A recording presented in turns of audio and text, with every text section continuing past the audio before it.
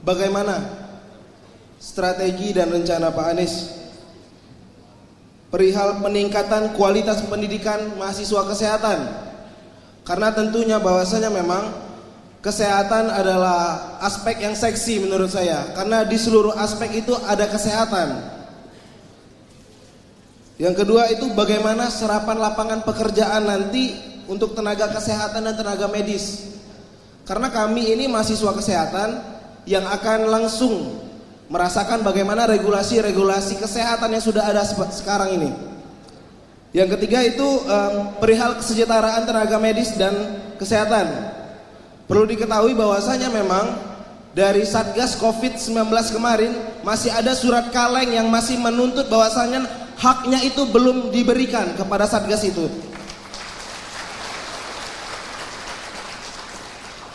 Dan yang terakhir yang ingin saya tanyakan, kenapa hanya pendidikan dokter spesialis yang dirubah menjadi tenaga kesehatan? Kami punya tenaga kesehatan itu ada promosi kesehatan, ada kesehatan lingkungan, ada farmasi. Kenapa hanya terkesan bahwasanya hanya dokter yang menjadi tenaga kesehatan? Terima kasih.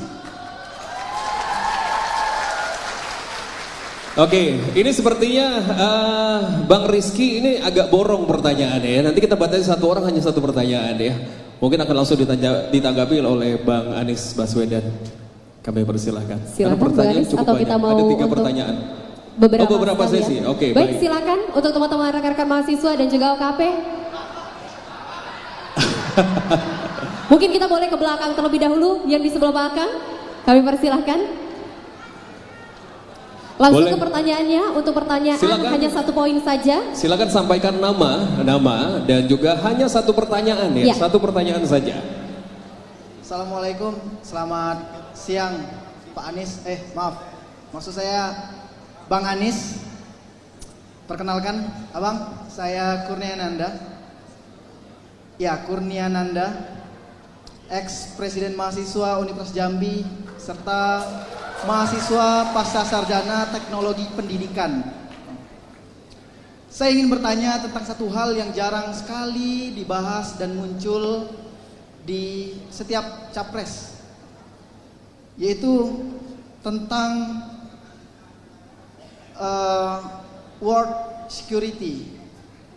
Data-data masyarakat Indonesia ini tiap tahunnya dijual dan itu sangat menyebalkan.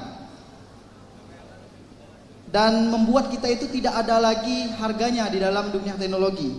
Apa yang dapat Bapak lakukan nanti dalam menjaga data-data kita agar tetap aman, dan bagaimana membiasakan, mengenalkan, dan juga menerapkan ke peserta didik tentang pentingnya teknologi dalam pendidikan. Teknologi yang saya sebut di sini bukan seperti kurikulum Merdeka, Bapak, yang hanya memerintahkan guru membuat sebatas PPT, tetapi teknologi yang lebih tinggi seperti AI dan juga world security. Terima kasih. Baik, boleh terima kita beri tepuk tangan. Terima kasih Kurniananda. Mungkin kita akan buka untuk 1 penanya terakhir. Belakang nggak ya? Belakang depan. Iya. Yang biru-biru yang rame banget tuh kayaknya. Iya Pak. Kita ke sebelah sini. Silakan yang jaket biru, Devi.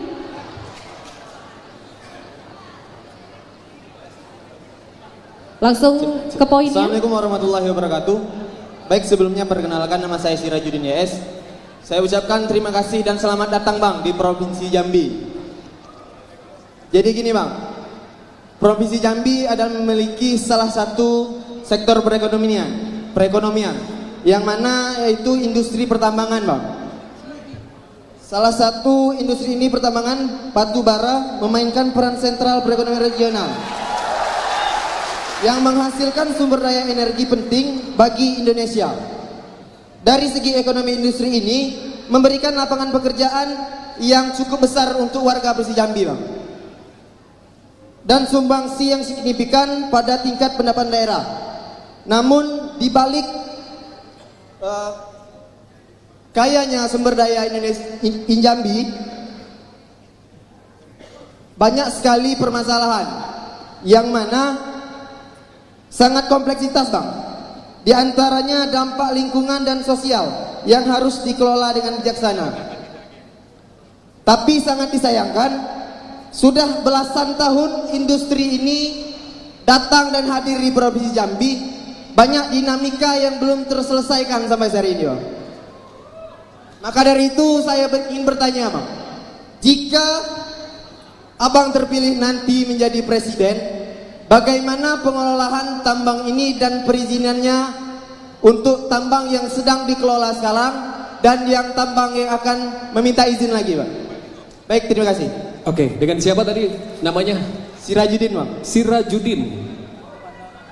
Mungkin untuk Yudi, Sirajudin, ada pandangan mungkin Ada pandangan, dari Anda Bung sendiri, dari pribadi? Saya malah seperti saya katakan tadi, tentu mendengar masalah bagus, tapi kalau boleh ada pandangan tidak? Menurut mahasiswa bagaimana yang harus dikerjakan? Enggak, kasih aja kepada Bung Sirajudin lagi mikrofonnya tadi. Kan beliau, Silakan. supaya gini maksud saya, kami ingin mendengar Bung. Anda kan lihat di sini masalahnya. Menurut Anda apa ya langkah yang perlu dikerjakan ya? Oke, jadi gini Bang, dunia pertambangan ini sangat merugikan menurut saya Bang. Yang pertama, sudah puluhan nyawa mahasiswa yang hilang akibat tambang batubara ini Bang.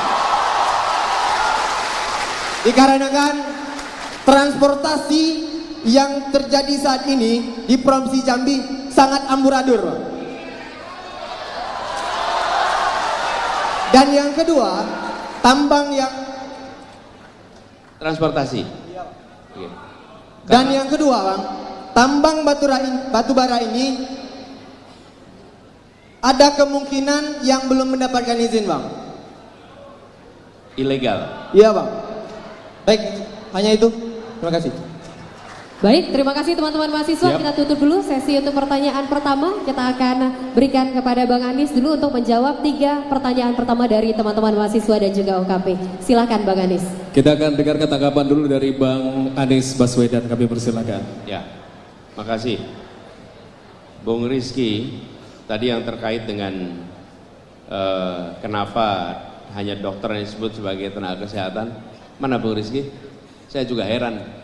Ini undang-undang yang baru ya? Ya, jadi sepanjang yang saya tahu ada tenaga medis dan ada tenaga kesehatan. Dan tenaga kesehatan itu jauh lebih luas. Jadi banyak pertanyaan sesungguhnya yang muncul dari keputusan kemarin. Dan ini salah satu hal yang kami ingin koreksi. Apa itu?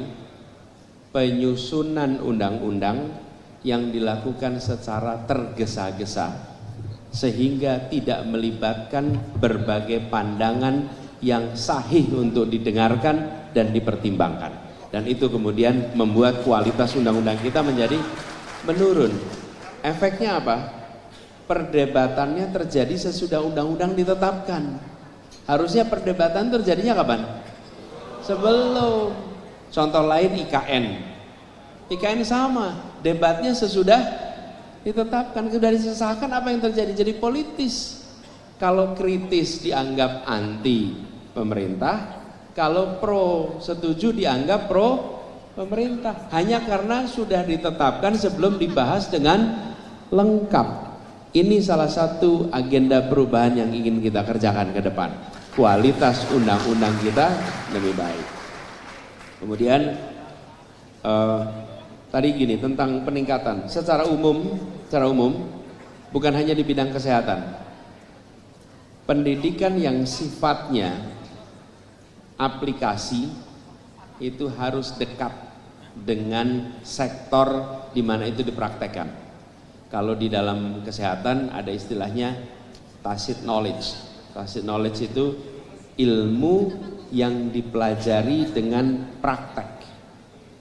Dan perlu interaksi antara mentor dengan yang belajar. Itu tacit knowledge itu tidak bisa hanya dipelajari di atas kertas. Misalnya Anda mau belajar dari perawat yang membantu dokter bedah, nggak mungkin Anda belajar hanya di atas buku. Bisa nggak di atas buku? Nggak bisa. Anda harus masuk ke ruang operasi, Anda harus mengikuti prosesnya sehingga Anda punya Nah, yang begini itu harus dikerjakan bersama. Tapi itu bukan hanya di sektor kesehatan, di sektor engineering begitu, di sektor kuliner begitu. Banyak sektor yang sifatnya pendidikan aplikatif itu harus bekerja bersama. Nah, ini harus diberikan insentif supaya dunia usaha yang berada di bidang itu mau membuka diri agar peserta didik bisa praktek di tempat mereka.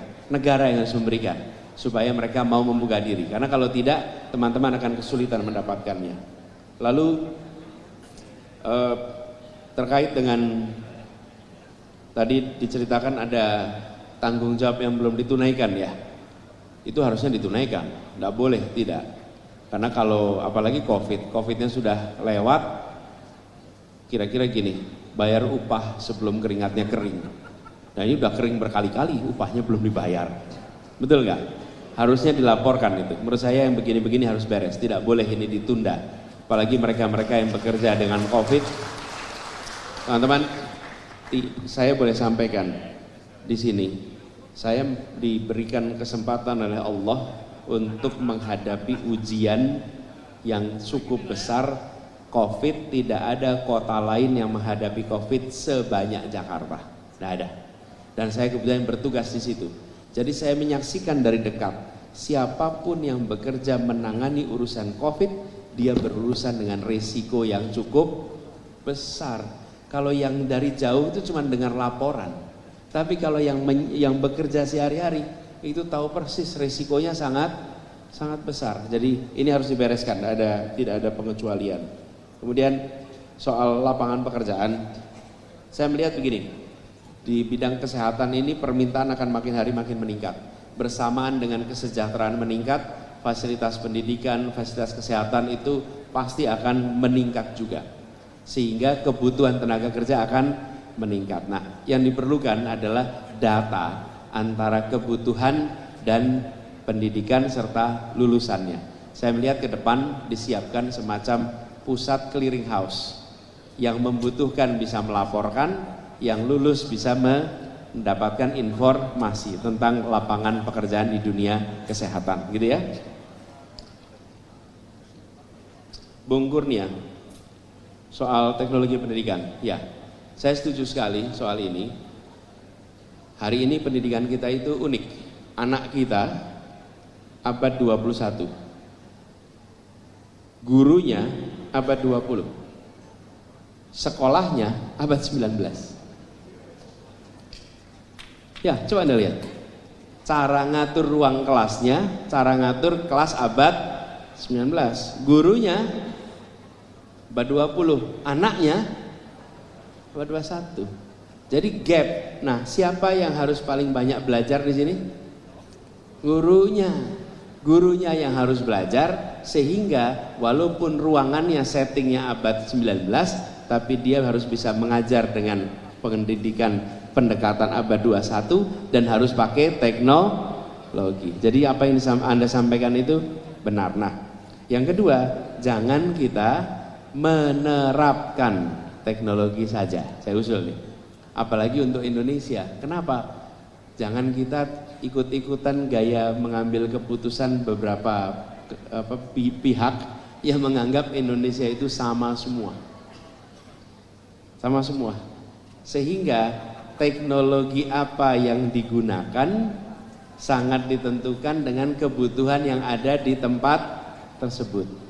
Karena itu saya sering sampaikan, tujuannya bukan menerapkan teknologi, tujuannya memanfaatkan teknologi untuk membangun potensi anak. Jadi tujuannya mengembangkan potensinya, pakai teknologi. Kalau kita berpikir menerapkan, ya kita terapkan saja. Yang penting teknologi sudah diterapkan. Itu beda sekali cara pandangnya. Nah, kemudian soal data security, ini PR besar. KPU saja kemarin bobol datanya. Ini PR di kita, bukan hanya di dalam bidang pendidikan, tapi di semua bidang harus ada keseriusan untuk menangani soal security data. Mudah-mudahan nanti Bung Kurnia bisa ikut terlibat langsung untuk ngurusin security data, ya. Makasih.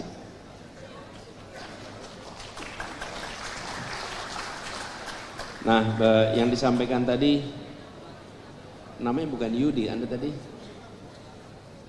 Sirajudin. Terima kasih Bung Sirajudin. Jadi, jalan yang sama dipakai untuk angkutan batu bara dan dipakai untuk kendaraan masyarakat, sehingga jalannya rusak, sehingga sering kecelakaan, sehingga merugikan bagi masyarakat. Sementara yang batu bara mendapat keuntungan, gitu ya kira-kira. Betul ya? Kenapa tidak dibuat jalan khusus ya? Hah? Janji itu aja. Jadi apakah pernah ada rencana membuat jalan khusus?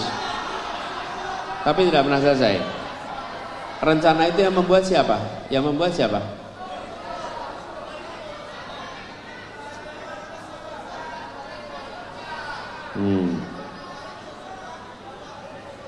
Bentar. Kasih mikrofon coba. Jadi saya pengen dengar. Oke, izin. Assalamualaikum.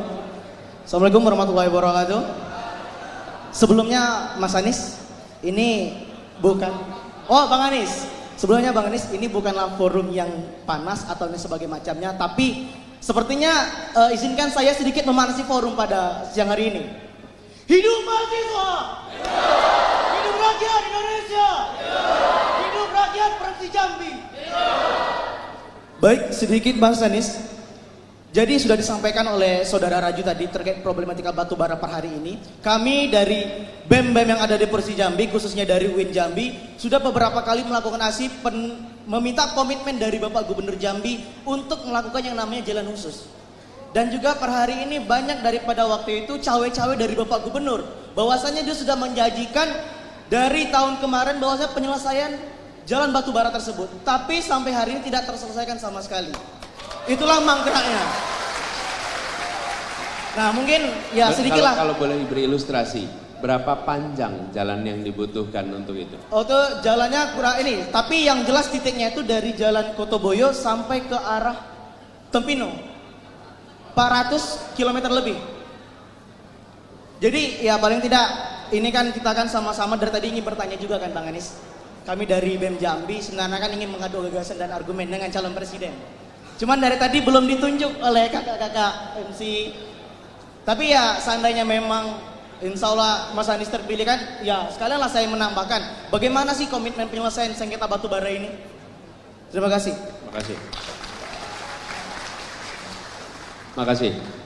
Begini, sebenarnya kalau kita melihat di berbagai praktek banyak tempat, ketika logistik yang digunakan atau logistik yang diangkut itu end to end. End to end itu artinya berangkat dari satu titik sampai ke titik lain dan tidak perlu berhenti di tengah. Sebenarnya yang paling efisien itu selalu rel kereta. Rel kereta. Kenapa? Karena dia tidak perlu berhenti di mana-mana. Lain kenapa pakai kendaraan mobil? Supaya namanya aja mobil, supaya mobile. Mobile artinya bisa bergerak kanan kiri. Tapi kalau barangnya dari ujung ke ujung selalu menggunakan pendekatan kereta, itu jauh lebih efisien. Investasi di awalnya mungkin mahal, tapi jangka panjangnya menjadi murah. Menurut saya itu salah satu opsi yang harus dieksplorasi ke depan. Ya.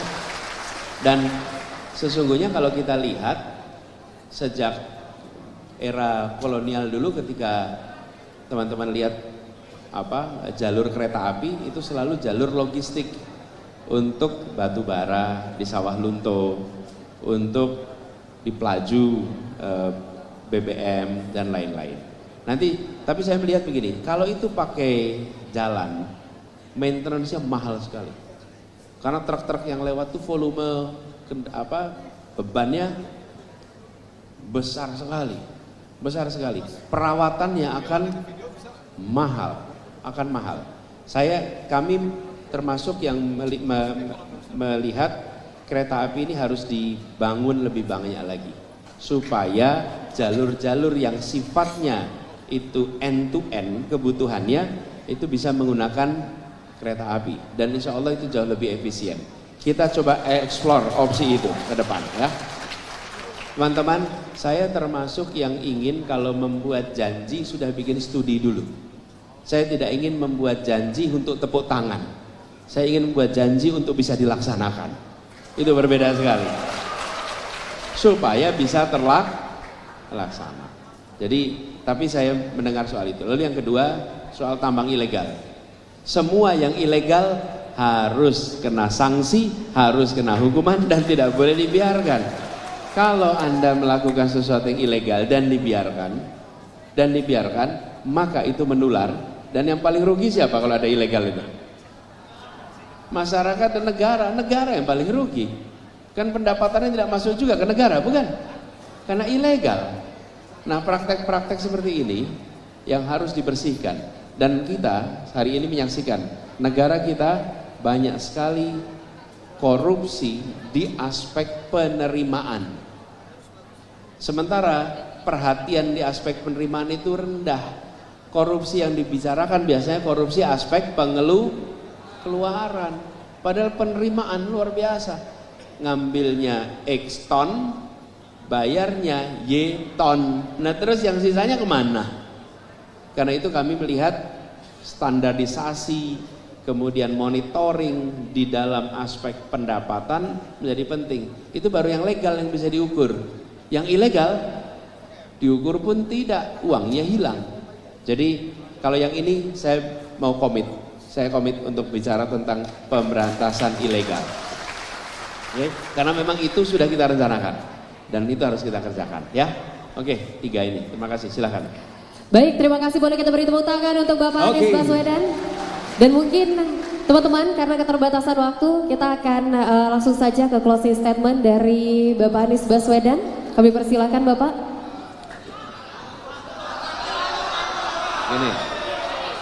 Gini, Anda udah bicara, jangan.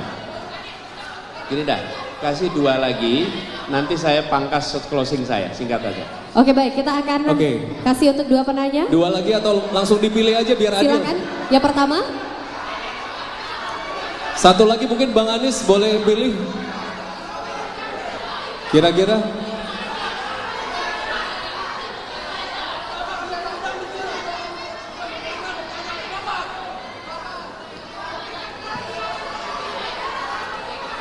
Sebentar.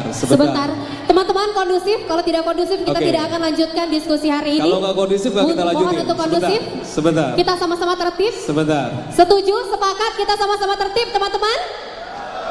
Oke. Tadi kan sebelah sini sudah, ya. Sebelah sini sudah. Kita lanjut mungkin yang sebelah sini. Sudah, ya kan? Sini yang belum. Ya, kami persilakan. Yang baju putih boleh. Oke. Silakan ke poin pertanyaannya. Cek. Assalamualaikum warahmatullahi wabarakatuh. Terima kasih atas kesempatannya.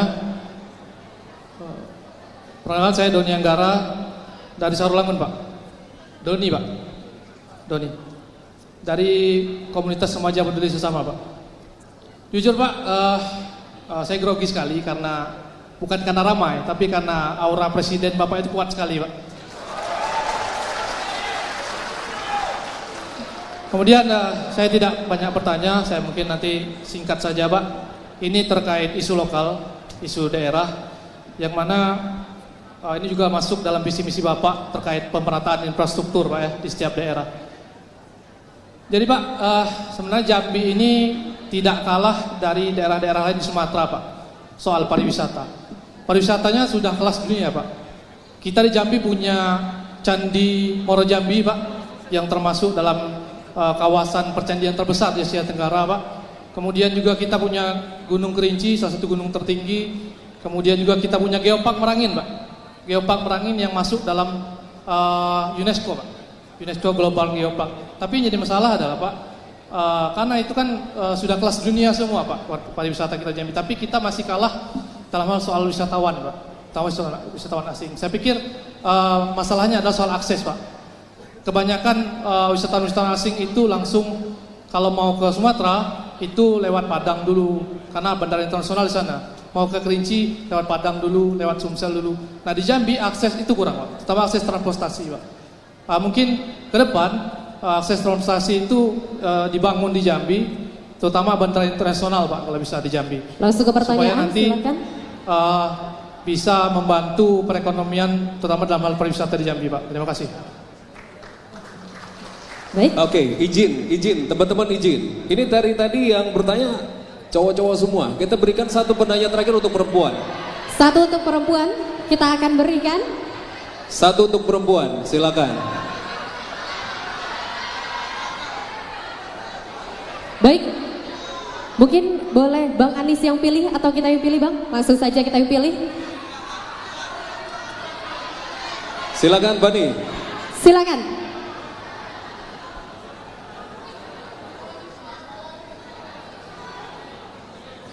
Satu pertanyaan. Satu ya? pertanyaan, satu poin. Langsung. Oke, sebelumnya Assalamualaikum warahmatullahi wabarakatuh. Langsung saja perkenalkan, nama saya Dina Lorenza dari UIN STS Jambi. Jadi sebagaimana video yang telah saya lihat, Pak, di 2018 di situ perdialogan Bapak Anies dengan Mbak Najwa Shihab. Di situ Bapak mengatakan bahwasanya Bapak menjadi gubernur Jakarta itu karena promosian dari Bapak Prabowo. Dan di situ Mbak Najwa mengatakan bahwasanya selagi Bapak Prabowo mencalonkan diri, Mas Anies tidak akan maju. Dan Bapak menjawab, teman-teman kondusif, dan Bapak menjawab, Bapak tidak akan menjadi poros selagi Pak Prabowo menjadi presiden. Dan yang saya tanyakan, apa dari sekian banyaknya opsi, kenapa Bapak memilih menjadi presiden? Dan yang ingin saya katakan, kami generasi muda tidak butuh pemimpin yang berkuasa, apalagi yang pandai berjoget di sosial media, melainkan pemimpin yang mengatakan teori sesuai dengan praktek. Mungkin cukup sekian, terima kasih.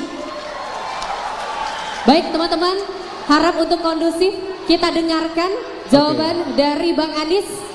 Kondusif terlebih dahulu. Hidup mahasiswa! Hidup mahasiswa! Bang Anies silakan. Silakan Bang Anies.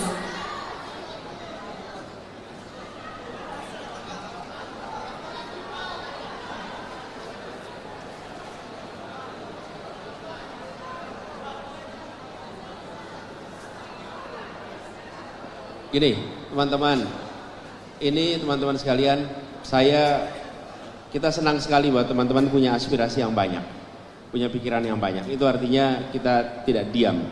Saya mohon kalau teman-teman berkenan, Anda tuliskan, tapi tolong tuliskan nama dan nomor HP juga, sehingga saya bisa komunikasi lebih jauh ya. Kenapa teman-teman? Kalau memungkinkan sih pengen dialognya itu panjang terus. Di sisi lain ada teman-teman yang juga sudah menunggu untuk kegiatan berikutnya dan saya harus meneruskan perjalanan. Jadi inginnya segalanya serba panjang, tapi mudah-mudahan walaupun singkat substansinya sampai ya. Bung Doni, tentang pariwisata yang potensinya besar tetapi belum tumbuh. Nah begini, potensi pariwisata yang besar itu harus ditopang dengan fasilitas pendukung yang utama adalah konektivitas, transportasi pertama. Yang kedua, kenyamanan ketika berada di lokasi. Fasilitas di lokasinya itu harus membuat yang berlibur tidak repot, tapi betul-betul bisa berlibur sesuai dengan keinginan mereka. Dan disitulah kenapa perlu menyiapkan infrastruktur penunjang yang standarnya tinggi. Yang ketiga, perlu ada pekerja pariwisata yang melayani dengan standar pengunjung, bukan standar tuan rumah. Ini beda ya.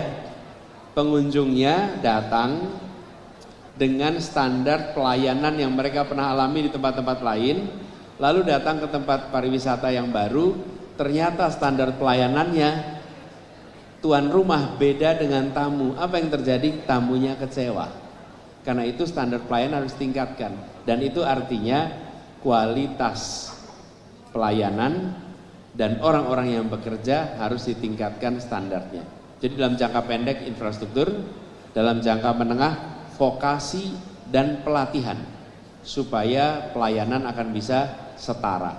Sesudah itu pemerintah harus bekerja bersama swasta, membantu swasta mempromosikan. Karena kalau pemerintah yang mempromosikan biasanya cuma jadi pameran-pameran aja tuh di kanan kiri. Kita perlu justru swasta yang promosikan, tapi pemerintah yang membantu memfasilitasi, gitu ya, nanti ya. Oke. Kemudian yang terakhir dari Dina tadi. Dina ya namanya ya.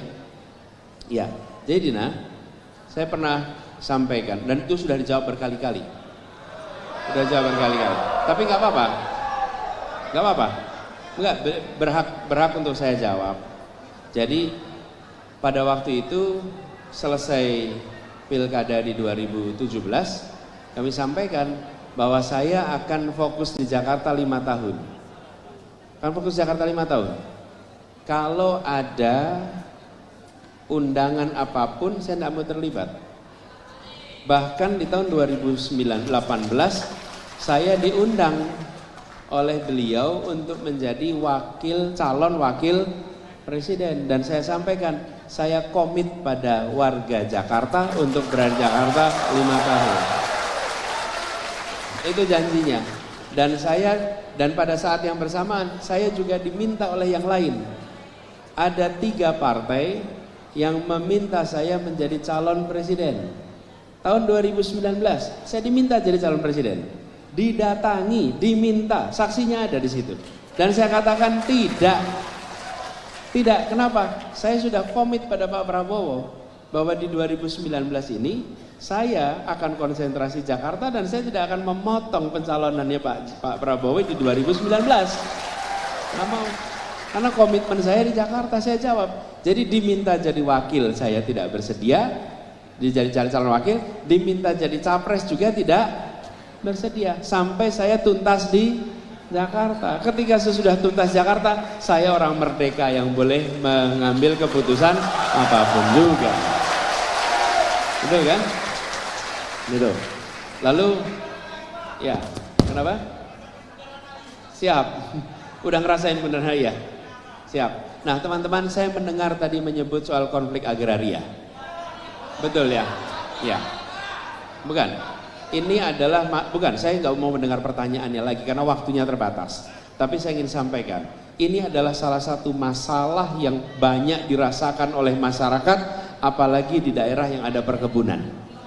Betul kan? Nah, jadi di sini ada, di Sumatera Selatan ada, di banyak tempat itu banyak kejadian. Di Jakarta pun ada. Jadi konflik soal agraria ini bukan hanya di pedesaan, tapi juga di perkotaan. Kami menangani khusus yang perkotaan. Dan kita akan membuat tim untuk penanganan ini, prinsipnya satu. Kita harus menegakkan keadilan dalam soal ini. Keadilan. Saya pernah ditanya, saya lupa di Lampung atau di mana, ditanya, Pak Anies apa berani melawan oligarki? Terus saya jawab, saya tidak pernah berencana melawan siapapun. Saya berencana melawan apa? Melawan ketidakadilan. Itu yang akan saya hadapi. Jadi bukan siapanya, tapi apanya. Karena kalau siapanya, repot kita. Nanti jadinya benci kita pada siapa. Betul tidak? Yang kita tidak sukai adalah ketidakadilan. Yang dilawan adalah ketidakadilan. Itu yang harus kita hadapi dan kita berantas. Betul ya? Nah, jadi siapapun yang mempraktekkan ketidakadilan, kita hadapi sama-sama. Oke? Gitu kira-kira teman-teman. Jadi saya nanti akan mencatat. Tadi beberapa yang itu tolong dituliskan aja dulu. Ya, ya, termasuk tadi orang dalam itu. Ya, karena itu merusak tatanan Republik ini. Bukan hanya dalam urusan swasta teman-teman. Promosi pegawai negeri. Siapa menjadi kepala, siapa menjadi, betul tidak? Itu banyak sekali yang tidak pakai meritokrasi. Nanti lama-lama kuliah nilai juga pakai orang dalam, repot kita. Ya. Weh, PR kita banyak. Teman-teman sekalian, izinkan saya mengakhiri dengan menyampaikan pada semuanya teman-teman. Teman-teman, masalah di Republik ini banyak. Masalah di Republik ini banyak. Mungkin saya tidak bisa menyelesaikan semua masalah itu. Mungkin saya dan Gus Imin tidak bisa menyelesaikan semua masalah itu. Tapi yang pasti kami akan memulai dengan mengubah semua masalah menjadi jalan keluar. Kita ubah. Tidak akan didiamkan. Mungkin sebagian perlu waktu, tapi kami tidak akan diam dan tidak akan melanjutkan. Yang pasti kita akan lakukan itu. Lalu teman-teman sekalian, saya tidak minta Anda untuk mendukung saya. Saya tidak minta Anda untuk menyukai saya, tidak minta. Terserah, teman-teman silahkan pilih. Saya tidak minta, tapi yang saya akan minta cuma satu. Dua sebetulnya. Satu, saya minta Anda jangan menyia-nyiakan hak pilih Anda. Itu nomor satu. Jangan disia-siakan. Karena Anda tidak memilih, kalaupun 60% di ruangan ini tidak memilih, yang memilih hanya 40%, tetap diambil keputusan berdasarkan yang 40%. Yang 60% itu hanya mubadir begitu saja. Jadi jangan sia-siakan. Yang satu. Yang kedua, saya meminta Anda menjadi orang yang rasional.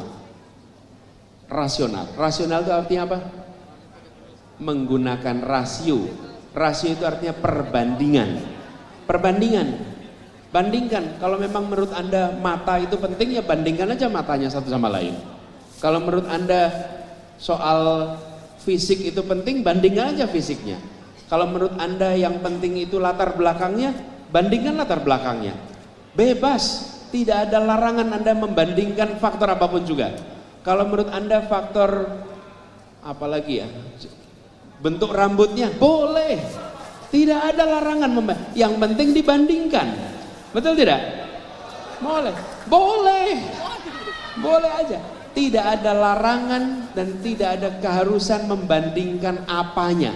Tapi bandingkan. Okay?